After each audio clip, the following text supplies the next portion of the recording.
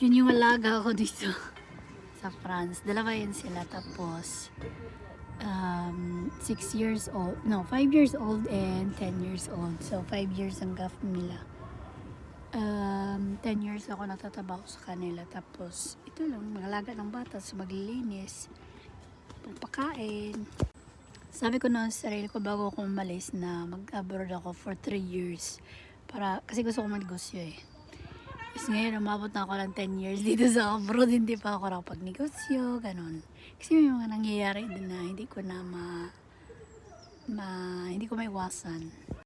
Kaya matagal ako naka-recover kasi nung dumating ako dito, buntis ako. So dito na ako nanganak. Wala yung asawa ko sa Philippines. And nung nanganak naman ako, nagkasakit yung anak ko, nagka-ulcer. So nag-stay siya ng 1 month dun sa hospital. At saka grabe yun. Dito sa France, pag wala kang papel, okay naman. Kasi may malapitan ka naman. Pag halimbawa, mga anak ka, may malapitan ka ng mga agencies na tutulong sa'yo. And yun yung nangyari sa akin. Pero kaya lang, wala akong papel. Siyempre, kahit na 100% ako sa medical dito, kailangan mo pa rin ng may declare ka. Kailangan mo na may trabaho ka na magde-declare sa iyo na nandito ka and makapag ka sa pangangailangan mo sa bawat araw. So yung amo ko, willing naman sila tumulong sa akin.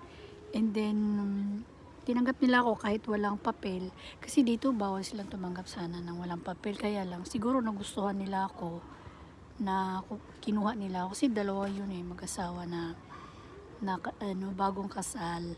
Kaya nung nandito na ako, hindi nagsimula ako sa kanila, hindi ko nga sinabi na buntis ako pero nung nanganak na ako, hinintay naman nila akong bumalik kasi nagustuhan nga nila ako. Umabot din ako ng 7 years bago hindi nakauwi sa Philippines kasi pag uuwi ako na wala pa akong papel na visa, hindi na ako pwede babalik dito. Kailangan ko pa ng maraming taon na hintayin para makabalik dito. So, yung ginawa ko, hinintay ko, tiniis ko, lumaki na yung anak ko dito, hindi nakauwi ng Philippines, hanggang sa nagkapapil ako ng 7 years.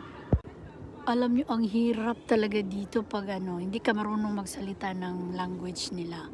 Kasi, mahirap mag-process Naranasan ko nga yung na-admit yung anak ko sa ospital. Bali, nag-stay siya doon ng 1 month kasi nga 2 months old siya, nagka-ulcer siya, so kailangan mag-stay sa ospital. Alam mo yung Bangladesh yung pinapatulong sa akin dito. Siya din yung tumulong sa akin yung ultrasound ako nung buntis pa ako na